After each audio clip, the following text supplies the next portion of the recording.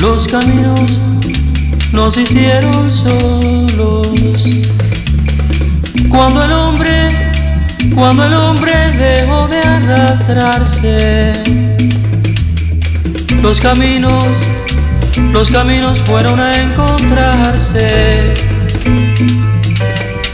Cuando el hombre ya no estuvo solo.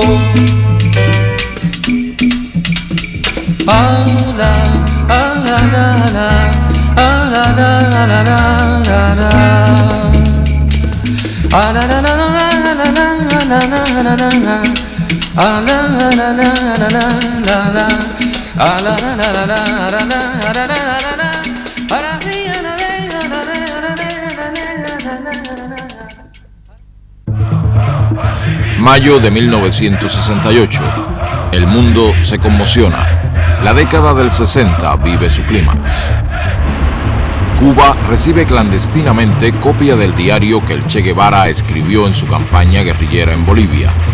El gobierno cubano prepara una urgente y masiva publicación.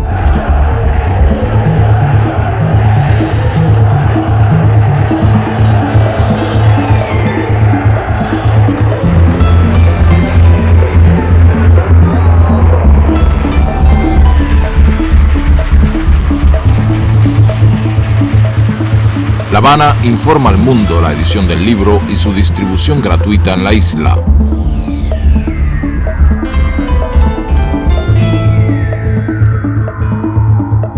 Editoras internacionales reciben copia del texto para su inmediata difusión.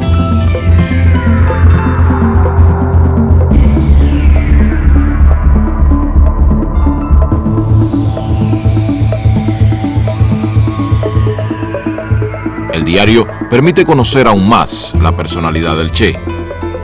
Su prestigio legendario de revolucionario consecuente se agiganta.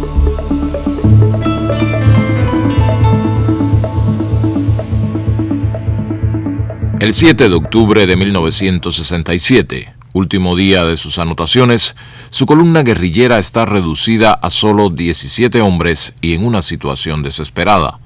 Ese día, el Che escribe: Se cumplieron los 11 meses de nuestra iniciación guerrillera, sin complicaciones, bucólicamente. No había perdido su espíritu de lucha ni su aguda capacidad para la ironía. When the guerrilla outbreak came, we had already laid on a plan for a training program for what is now known as the 2nd Rangers. That would have happened possibly by the end of this year. Because of the specific threat which the guerrillas represented, we accelerated that program. We started the training about 5 months ago. We completed it about 2 months ago, which means a 3-month training program for the guerrillas, for the Rangers. Just how long have you been searching for Che Guevara, and in which countries have you been searching for him, as it were? Well, we have different people in different countries, working all over, especially in Latin America and Southeast Asia and down through that way. And many of us, in some of the areas that we've been in before, and never could find him, or he's always a step ahead of us. But here, I guess his luck run out.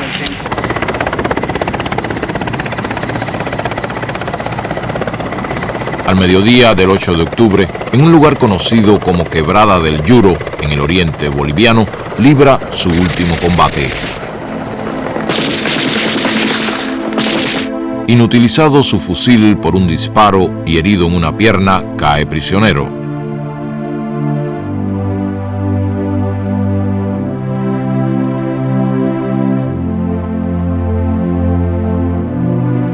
Trasladado a un caserío, se le encarcela en el local utilizado como escuela. Al día siguiente llega la orden de la capital boliviana.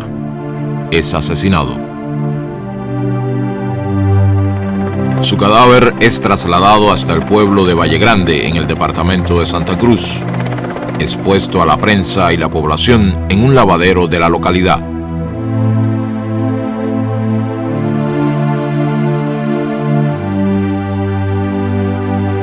Ernesto Guevara de la Serna, conocido como el Che, entra en la historia para siempre.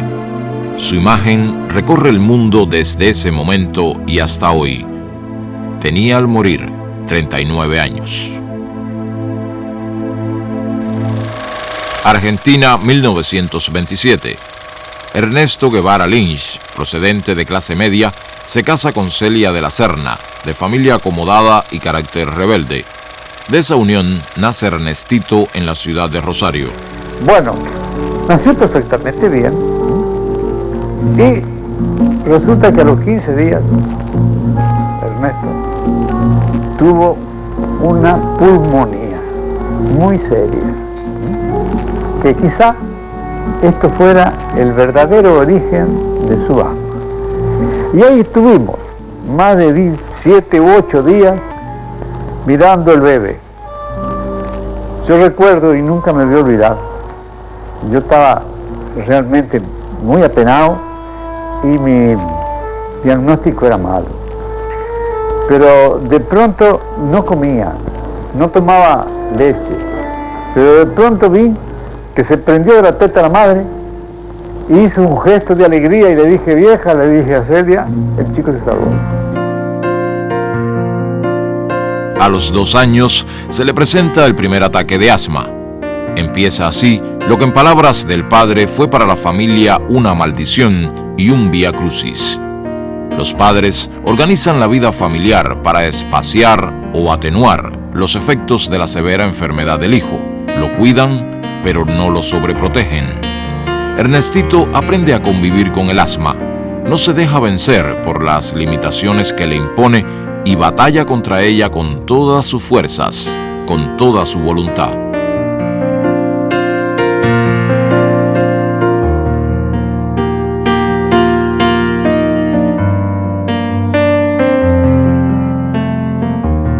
A los 10 años, el ambiente familiar lo pone en contacto con la Guerra Civil Española, despertando su curiosidad por el acontecimiento y su solidaridad infantil con la República.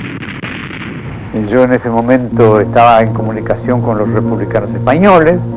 Allí en Altagracia fundé algunos comités de ayuda y ahí es que Ernesto empieza a conocer el fondo de la guerrilla y de la guerra, ¿no? En el cuarto de Ernestito tenía todos los mapas españoles con banderillas de la guerra española.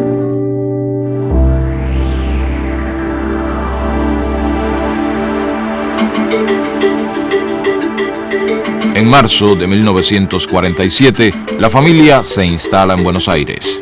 Ernestito ya es Ernesto. Va a cumplir 19 años y matricula en la universidad en la carrera de medicina. A finales de 1951, interrumpe sus estudios y acepta la invitación de su amigo Alberto Granado para realizar un viaje en motocicleta por el continente latinoamericano. Ambos comparten afinidades en diversos temas y preocupaciones.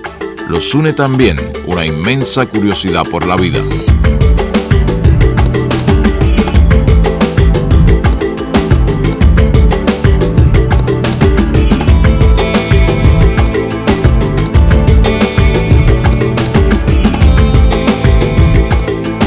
Ernesto se suma al viaje en un momento en que busca una motivación esencial para su vida. No ha encontrado todavía su destino. Él iba en la motocicleta o a pie, en lo que fuera, nunca dejó de llevar su cuadernillo donde anotaba todo lo que hacía. A la luz de una vela con que alumbrábamos el mate, las facciones contraídas del obrero ponían una nota misteriosa y trágica. En un idioma sencillo y expresivo, contaba de sus 3 meses de cárcel, de su mujer hambrienta, de los compañeros comunistas que la policía había fondeado en alta mar, lo habían desaparecido misteriosamente. Y el matrimonio, Aterido en la noche del desierto, acurrucado uno contra el otro, era la representación del proletariado de cualquier lado del mundo. Nos apiadamos de ellos, ya que no tenían ni una mísera manta con que taparse, y les prestamos las nuestras. Fue esa una de las noches en que he pasado más frío, pero también en la que me sentí un poco más hermanado con los hombres.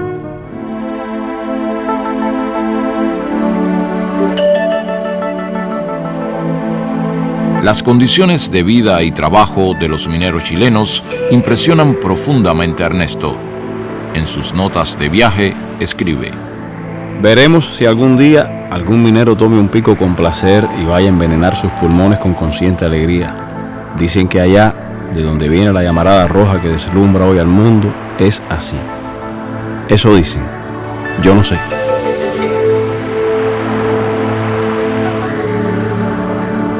La moto no resiste las inclemencias de sus conductores y debe ser abandonada en territorio chileno.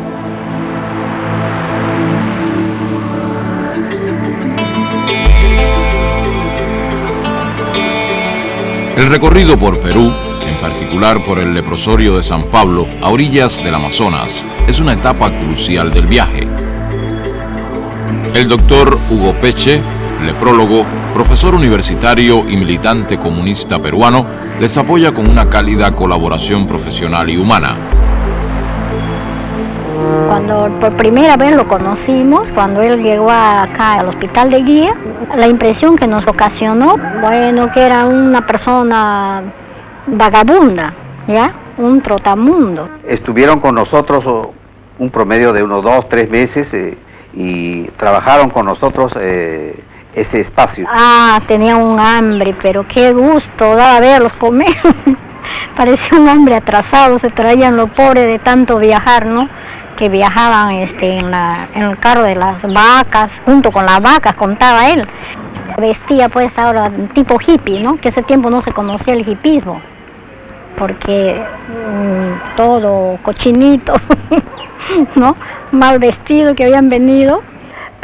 No tenía pues que ponerse, no tenía ropa ni nada, entonces había un terno de mi marido, entonces se lo regalé y después se lo puso.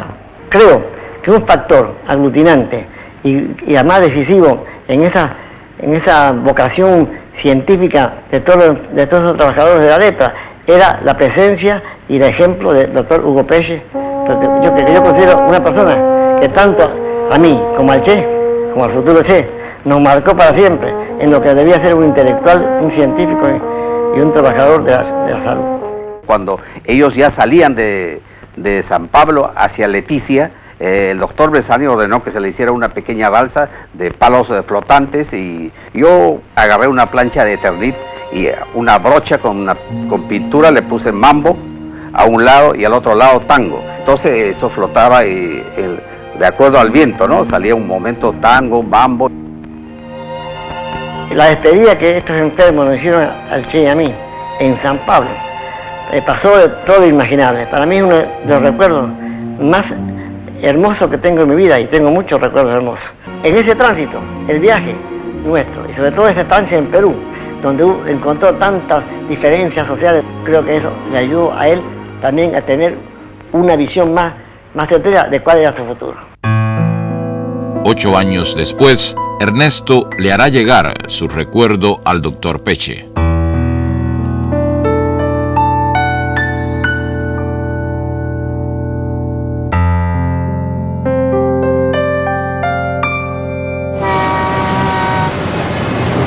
En agosto de 1952, Granado queda trabajando en Venezuela y Ernesto regresa a Buenos Aires a terminar sus estudios de medicina. Los meses por Latinoamérica se reflejan al concluir sus notas de viaje. El personaje que escribió estas notas murió al pisar de nuevo tierra argentina. El que las ordena y pule, yo, no soy yo. Por lo menos no soy el mismo yo interior. Ese vagar sin rumbo por nuestra mayúscula América me ha cambiado más de lo que creí.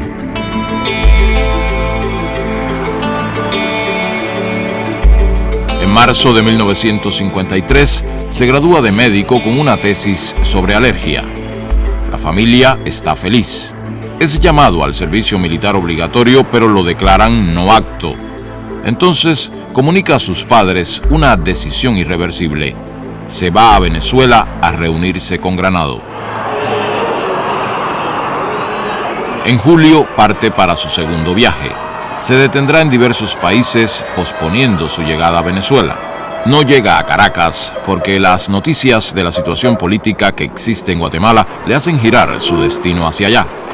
Guatemala vive sin saberlo los últimos meses de vida del gobierno democrático de Jacobo Arbenz y de su proyecto de reformas, imprescindibles para el país, pero inadmisibles para la oligarquía local, la United Fruit Company y el Departamento de Estado norteamericano. Le llegan preocupaciones y sugerencias familiares para que acabe de organizar su vida como médico. Ernesto responde: En Guatemala podría hacerme muy rico, pero con el rastrero procedimiento de revalidar el título, poner una clínica y dedicarme a la alergia. Aquí está lleno de colegas del fuelle. Hacer eso sería la más horrible traición a los dos yos que se me pelean dentro: el socialudo y el viajero. Ernesto conoce a Hilda Gadea, exiliada peruana. Establecen una amistad que devendrá relación íntima. En carta a sus padres, ante el avance de la crisis guatemalteca, les escribe: Los últimos acontecimientos pertenecen a la historia, cualidad que creo que por primera vez se da en mis notas. Hace días, aviones procedentes de Honduras cruzaron la frontera con Guatemala y pasaron sobre la ciudad en plena luz del día, ametrallando gente y objetivos militares. Yo me inscribí en las brigadas de sanidad para colaborar con la parte médica y en brigadas juveniles que patrullan las calles de noche. Hace amistad con Ñico López, exiliado cubano estrechamente vinculado a Fidel Castro.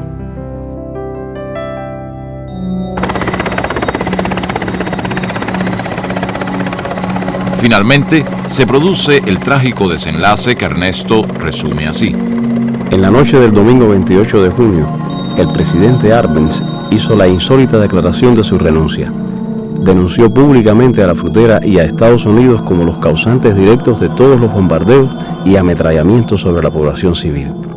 El presidente dijo que hacía esto llevado por su deseo de impedir que los norteamericanos llegaran a estas tierras como amos.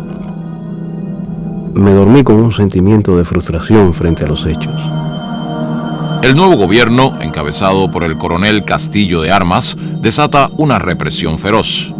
Ernesto se asila en la embajada argentina, pero rechaza regresar a su país en el avión que envía el gobierno del general Perón para repatriar a los exiliados. Partirá hacia México. En carta que envía a su madre, a poco de llegar a la capital mexicana, deja ver su estado de ánimo de aquellos días. En cuanto a la amargura que ves en mis últimas cartas, es probable que sea cierto. Pero yo no lo noto sino en cierto escepticismo frente a cosas en las que antes veía algo bueno. Mi más completa decepción es frente a algunas situaciones ni fu ni fa de las cuales creía que se podía sacar algo. Ahora me convencí terminantemente de que los términos medios no pueden significar otra cosa que la antesala de la traición. Mi confianza en el triunfo final de lo que creo es completa, pero ni siquiera sé si seré un actor o un espectador interesado en la acción.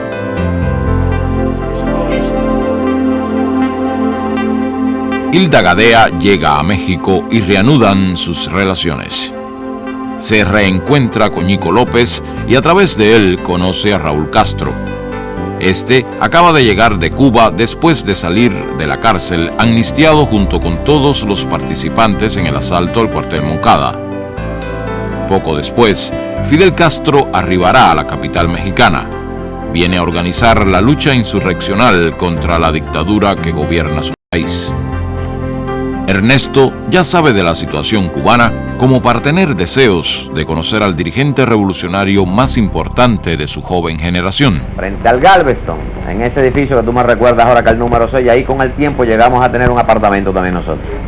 No, en ese edificio, debajo o cerquita de él, hay un restaurante. En ese restaurante, en el mes de julio, del año 55, donde se sostiene esa entrevista entre Fidel y el Che, que yo participo, y es donde el Che decide unirse a nosotros. Por eso Fidel dice que el Che y yo fuimos los primeros en formar parte de la lista de los futuros expedicionarios. La conversación en la que Fidel Castro y Ernesto Guevara inician su amistad queda reseñada en el diario de este. Un acontecimiento político es haber conocido a Fidel Castro, el revolucionario cubano, muchacho joven, inteligente, muy seguro de sí mismo y de extraordinaria audacia. Creo que simpatizamos mutuamente. En agosto de 1955 contrae matrimonio con Hilda. En febrero de 1956 les nace Hildita. Para esa fecha ha comenzado su preparación física como futuro guerrillero. Será el teniente médico de la expedición. La férrea voluntad, ayudada por la altura y el clima seco de Ciudad México, harán posible que su asma no lo invalide en los meses de entrenamiento. Alberto Bayo es oficial del Ejército Republicano Español y principal instructor de los expedicionarios, lo califica en un reporte como el mejor de todos. Ernesto, el médico, Guevara, el argentino, esas identidades se irán disolviendo en su convivencia con los cubanos. Se le identificará entonces con una interjección breve y afectuosa: el Che. El Che ha dejado carta a su madre que se enviará después de la salida. Para evitar patetismos premortem, esta carta saldrá cuando las papas quemen de verdad. Y entonces sabrás que tu hijo, en un soleado país americano, se puteará a sí mismo por no haber estudiado algo de cirugía para ayudar a un herido. Y la lucha será de espaldas a la pared, como en los himnos, hasta vencer o morir. Te besa de nuevo, con todo el cariño de una despedida que se resiste a ser total. Tu hijo, el Che.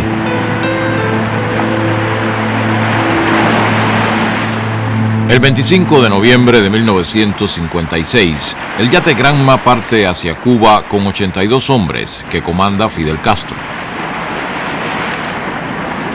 Al amanecer del 2 de diciembre, los expedicionarios pasan del Granma al Pantano y el Mangle de la costa sur del oriente cubano. El Che desembarca sufriendo un ataque de asma. La presencia del yate es informada a los mandos militares de la región. La movilización de tropas hacia el lugar es rápida y eficiente.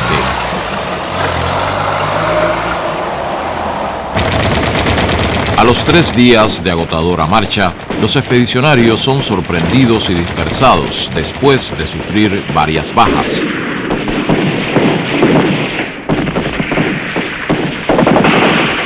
El desorden de la retirada es de tal magnitud que todo parece que va a terminar en el comienzo. El ejército los persigue durante días. Muchos de los que se entregan o capturan son asesinados.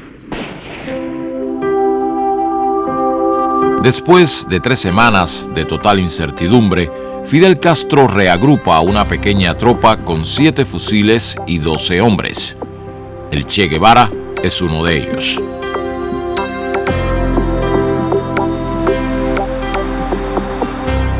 El primer semestre de 1957 es de formación y desarrollo de una columna guerrillera en la Sierra Maestra.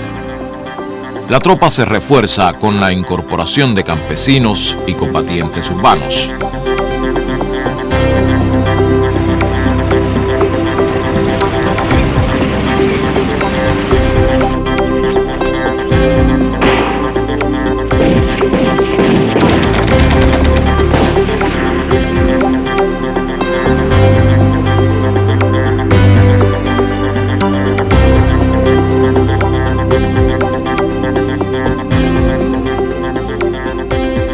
El Che está preparado psicológicamente para adaptarse a las más duras exigencias de la vida guerrillera, pero el asma se le presenta implacable. A pesar de esta, es el médico de la columna y de los campesinos de la zona y se destaca como combatiente. En julio, Fidel decide crear una segunda columna guerrillera y nombra al Che comandante de la misma. La dosis de vanidad que todos tenemos dentro hizo que me sintiera el hombre más orgulloso de la tierra ese día. Hoy aprovecho la oportunidad de la visita de un periodista cubano para dar al pueblo de Cuba el primer saludo que tengo oportunidad de dar. De un pueblo que he decidido defender, conociendo solamente a través de la acción y del pensamiento de nuestro jefe Fidel Castro. Los meses que siguen le permiten desplegar su capacidad organizativa, su valor e inteligencia como jefe guerrillero y una especial sensibilidad humana y política para las relaciones con el campesinado. Aquí Radio Rebelde, órgano del movimiento revolucionario 26 de julio y del Ejército Rebelde. En agosto de 1958, el Ejército Rebelde derrota la ofensiva del ejército batistiano en las montañas orientales. Fidel decide lanzar inmediatamente una contraofensiva enviando 2 columnas de sus combatientes hasta las montañas del centro de la isla. Una es comandada por Camilo Cienfuegos, la otra por Ernesto Guevara.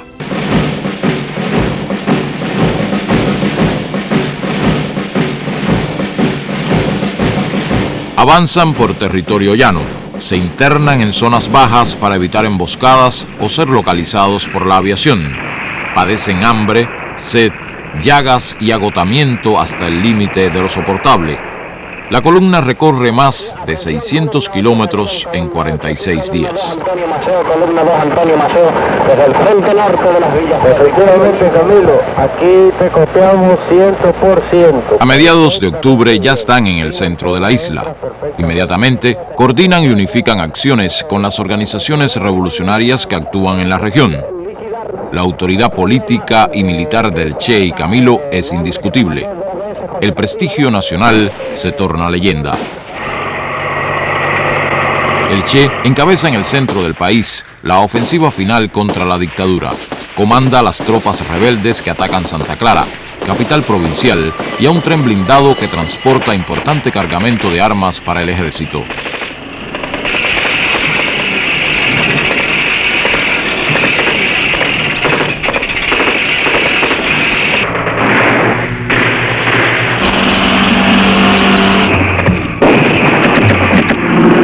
La aviación de la tiranía bombardea la ciudad en un último intento por frenar la victoria rebelde.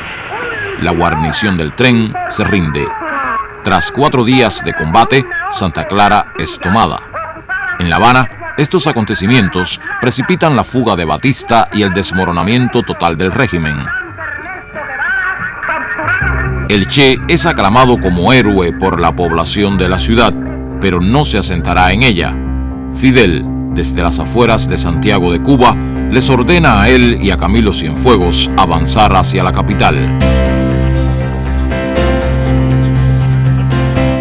La revolución ha triunfado.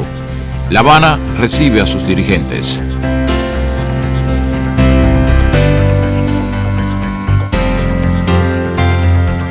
Ernesto Guevara, que acaba de entrar por primera vez en la capital cubana, es uno de ellos.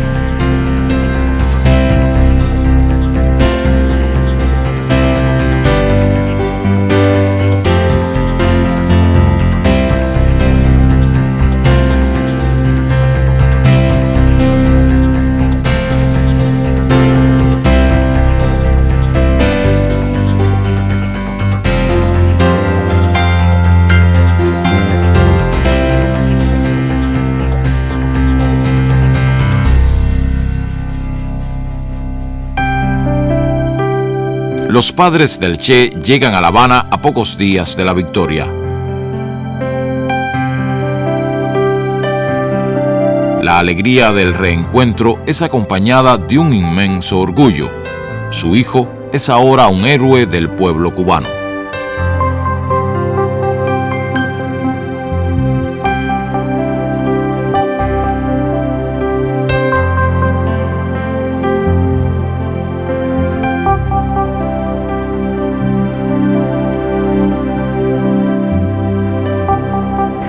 Y me acuerdo de que le dije, ¿qué va a ser de tu vida? Le dije, ¿qué va a ser de tu vida como médico? se quedó pensando un momento y me dice, mirá, me dice,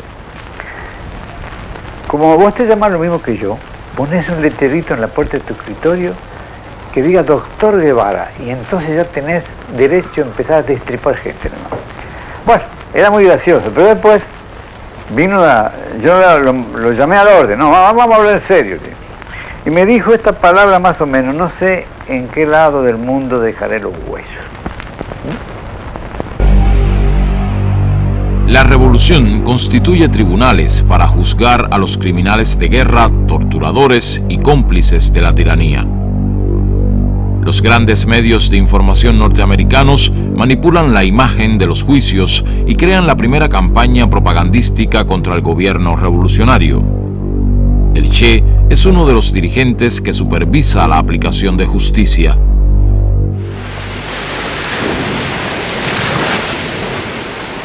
A Cuba llegan su hija Hildita e Hilda. El matrimonio se da por terminado. Un acuerdo del Consejo de Ministros otorga la condición de ciudadano cubano de nacimiento a todo extranjero que haya luchado contra la tiranía de Batista durante 2 años o más y ejercido durante 1 el grado de comandante. Acuerdo redactado a su medida como reconocimiento y homenaje. El Che se casa con Aleida March, combatiente que ha conocido en su campaña en la región central de Cuba.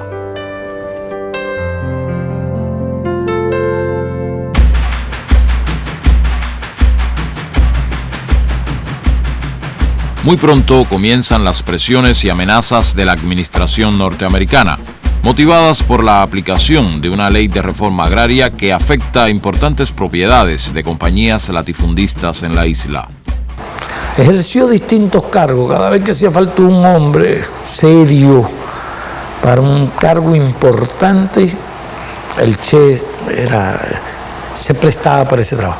Se le nombró director del Banco Nacional, en un momento que aquellos técnicos especialistas en banco, pero inconsistentes políticamente, abandonaron el país y se fueron, se le designó presidente del Banco Nacional. Después hicieron bromas y anécdotas, que si se había preguntado por un economista, y el Che se ofreció, y si tú eres economista, y yo no, yo soy comunista.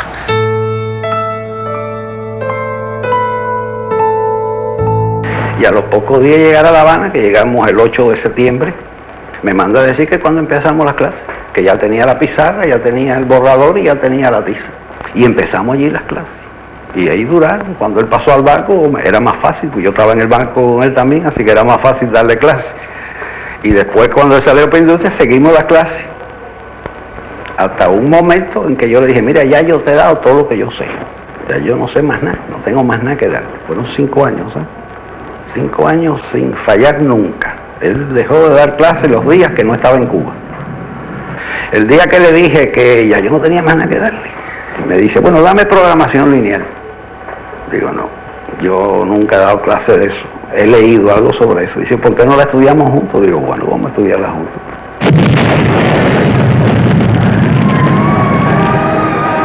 A principios de 1960 se incrementan acciones terroristas para amedrentar a la revolución. La Agencia Central de Inteligencia asume un rol protagónico en la lucha contra el gobierno revolucionario.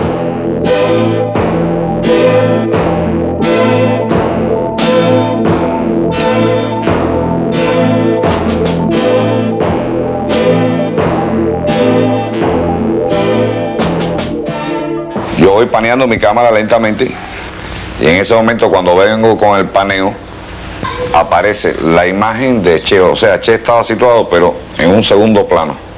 La cara de él me impresionó tanto cuando yo la vi en el visor que te digo que lo que a mí nunca se me olvida es que instintivamente hice como una cosa así hacia atrás, ¿no? Me asustó, se te puede decir un poco, y al mismo tiempo asustarme apreté el obturador.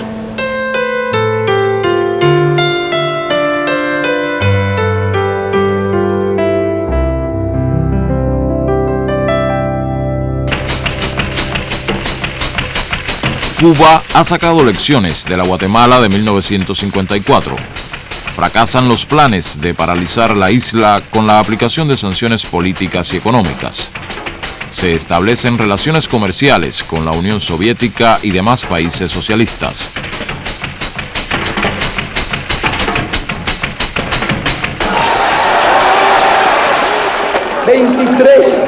Guantánamo Sugar Company.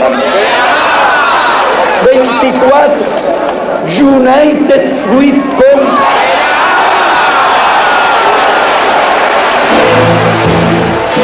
Se nacionalizan las compañías petroleras, los centrales azucareros y los bancos norteamericanos.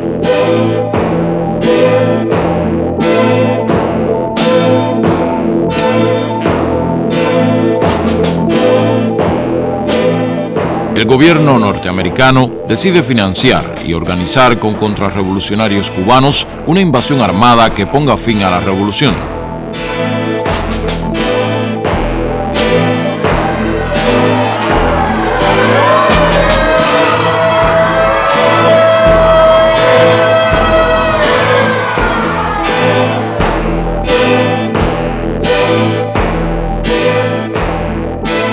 A solo 90 millas de los Estados Unidos, Cuba se declara socialista.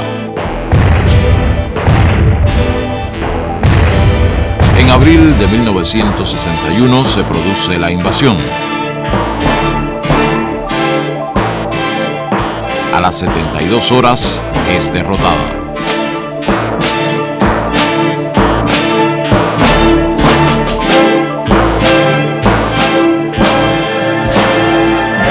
Girón es un símbolo para todos los pueblos oprimidos. Playa Girón es la primera derrota del imperialismo en América Latina, pero también es una de las primeras derrotas del imperialismo en escala mundial. Adelante, obreros socialistas, la victoria es nuestra y lo será.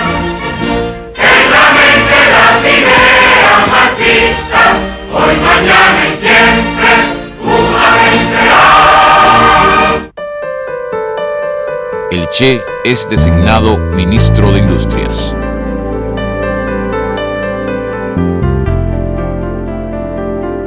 La nueva responsabilidad le exige conocer con urgencia qué existe y qué falta. El gran reto es lograr una estrategia que impida el paro de plantas y fábricas de tecnología norteamericana como resultado del bloqueo.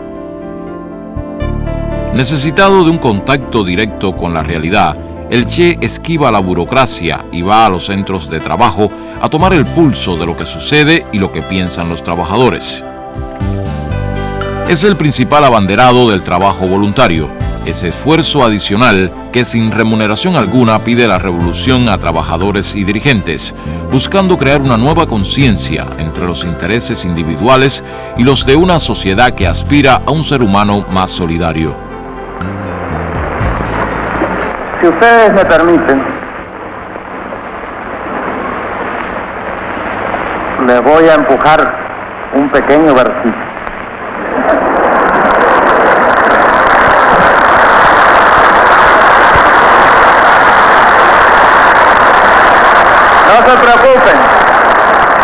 No se preocupen, porque no es de mi propia inspiración, como dicen. Es un poema, nada más que unos párrafos, de un poema de un hombre desesperado.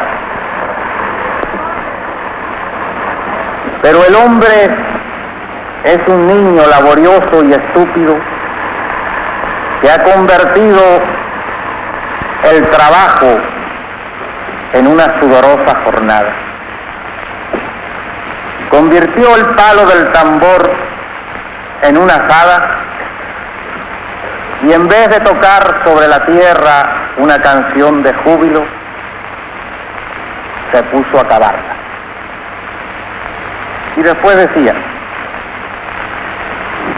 más o menos porque no tengo muy buena memoria, quiero decir que nadie ha podido cavar al ritmo del sol y que nadie todavía ha cortado una espiga con amor y con gracia.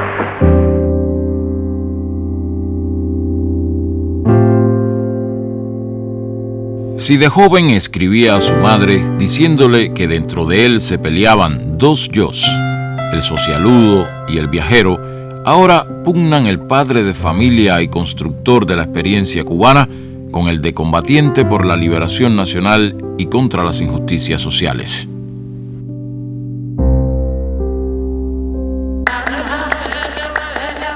El Congo es uno de los focos de tensión internacional que más lo impacta. El primer ministro Patricio Lumumba es víctima de un plan secesionista estimulado por intereses neocoloniales y la administración norteamericana. Confiado en la imparcialidad de las Naciones Unidas, solicita su intervención. Tras el manto de esa organización, se consuma la traición y la división del país.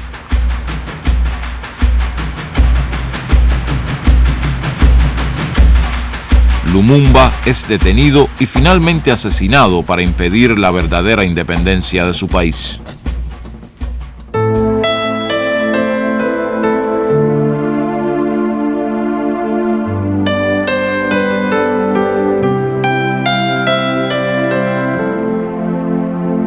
En sus años en Cuba, el Che es embajador de misiones especiales, expositor y defensor lúcido de la revolución en foros internacionales y en reuniones con jefes de Estado y personalidades de su tiempo.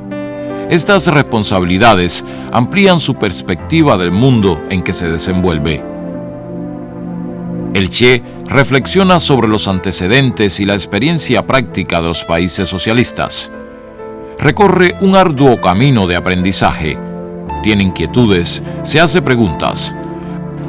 Nous avons copié mécaniquement les expériences des pays frères et ce fait a constitué une erreur, pas de plus grave, mais une erreur qui a freiné le développement et a contribué dangereusement à l'un des phénomènes qui doit être combattu avec le plus de vigueur au cours de la révolution socialiste, le bureaucratisme.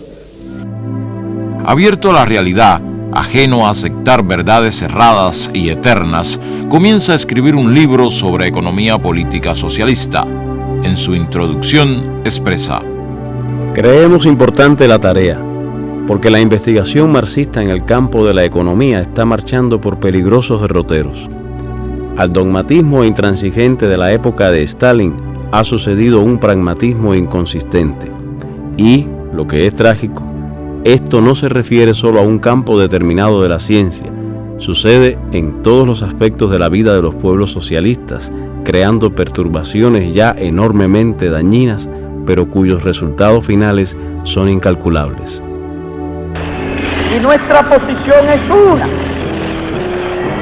Somos partidarios de que se le dé a Vietnam toda la ayuda que sea necesaria. Somos partidarios de que esa ayuda sea en armas y en hombres. Somos partidarios de que el campo socialista corra los riesgos que sean necesarios por Vietnam. Patria o muerte, el derecho.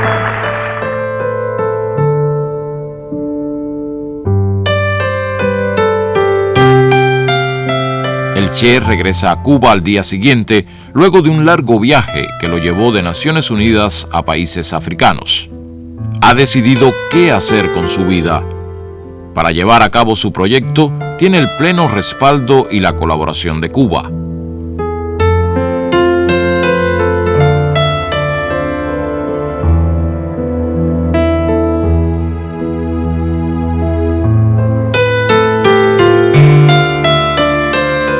Escribe una carta de despedida a Fidel que será dada a conocer cuando las circunstancias obliguen. A principios de abril parte en secreto de Cuba. Su destino es el Congo. Llega allí a través de Tanzania, cruzando el lago Tanganica. La presencia de mercenarios europeos le es imprescindible al gobierno congolés para sostenerse, haciendo innecesaria la intervención directa de tropas norteamericanas.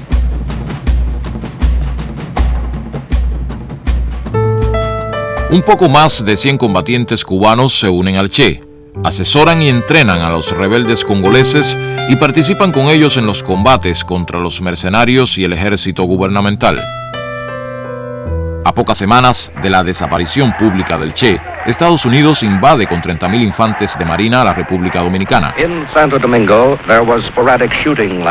La brutal intervención militar de Estados Unidos en República Dominicana, a medida que es conocida en detalle, acrecienta la indignación en el mundo. La causa es la sublevación de la población y militares constitucionalistas contra un golpe de Estado de oficiales reaccionarios. El expresidente Juan Bosch, virtualmente prisionero en Puerto Rico, denuncia las artimañas imperialistas.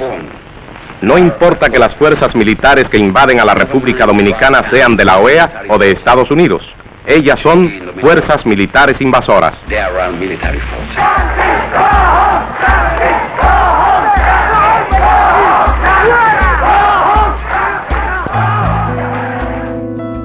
En aquellos días, la ausencia del Che comienza a provocar los más variados rumores en Cuba y en el mundo.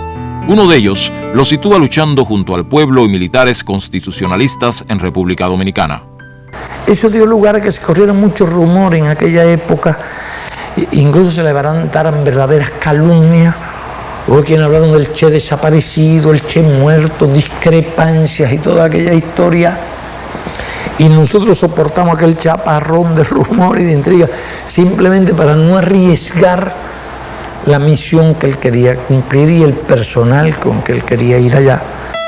En los días de su campaña en el Congo, recibe la noticia de la muerte de su madre. Profundamente conmovido, la evoca. Solo sé que tengo una necesidad física de que aparezca mi madre.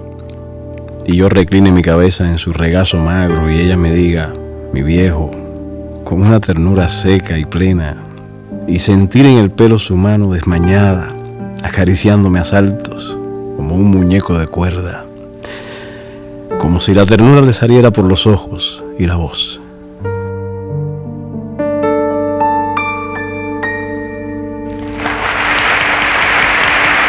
Seis meses después de su partida de Cuba, es inaplazable hacer conocer su carta de despedida.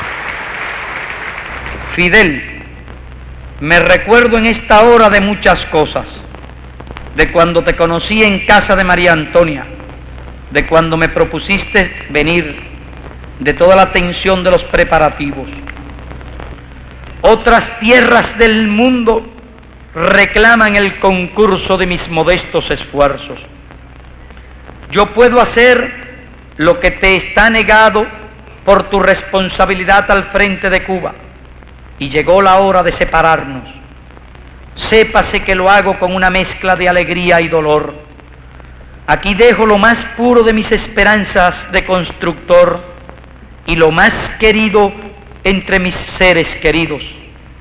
En los nuevos campos de batalla llevaré la fe que me inculcaste, el espíritu revolucionario de mi pueblo, la sensación de cumplir con el más sagrado de los deberes, luchar contra el imperialismo donde quiera que esté.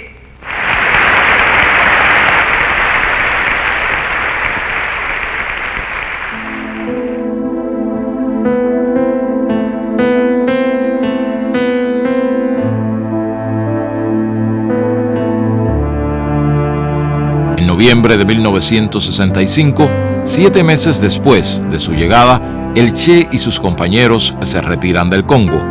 No hay condiciones para proseguir la colaboración. La experiencia ha sido muy dura. Ha confrontado una realidad compleja y difícil en extremo. Se retira muy abatido.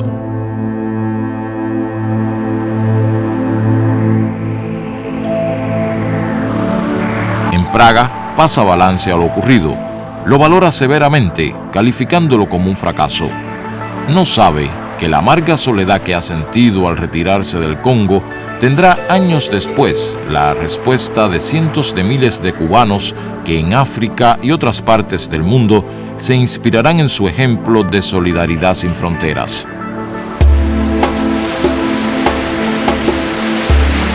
vuelve a Cuba en secreto para los preparativos de su próximo desafío. La impaciencia lo aguijonea, la del momento que se vive y la de sus años.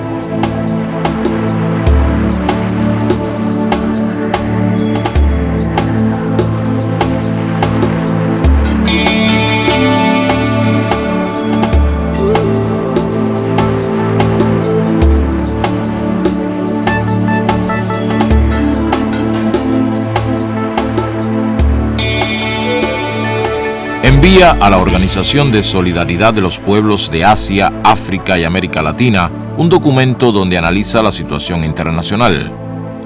La agresión norteamericana a Vietnam continúa y se incrementa.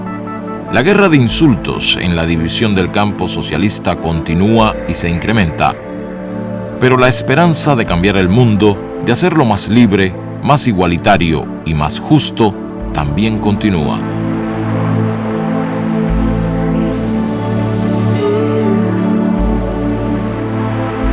Su imagen cruza las generaciones. No han podido fatigarla pese a todo lo ocurrido en el mundo, porque él fue mucho más inmenso en su ejemplo que su proyecto frustrado, en el que dejó una lección de coherencia en la vida y ante la muerte.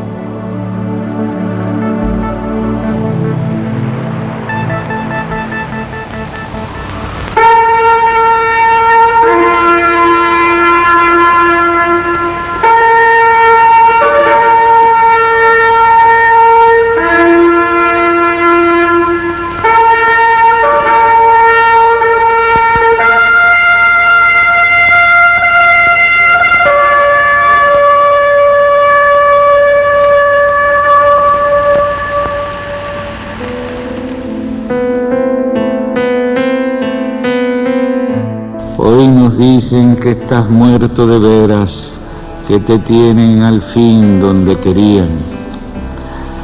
Se equivocan más que nosotros, figurándose que eres un torso de absoluto mármol quieto en la historia, donde todos puedan hallarte. Cuando tú no fuiste nunca sino el fuego, sino la luz, el aire, sino la libertad americana soplando donde quiere, donde nunca jamás se lo imaginan, Che Guevara.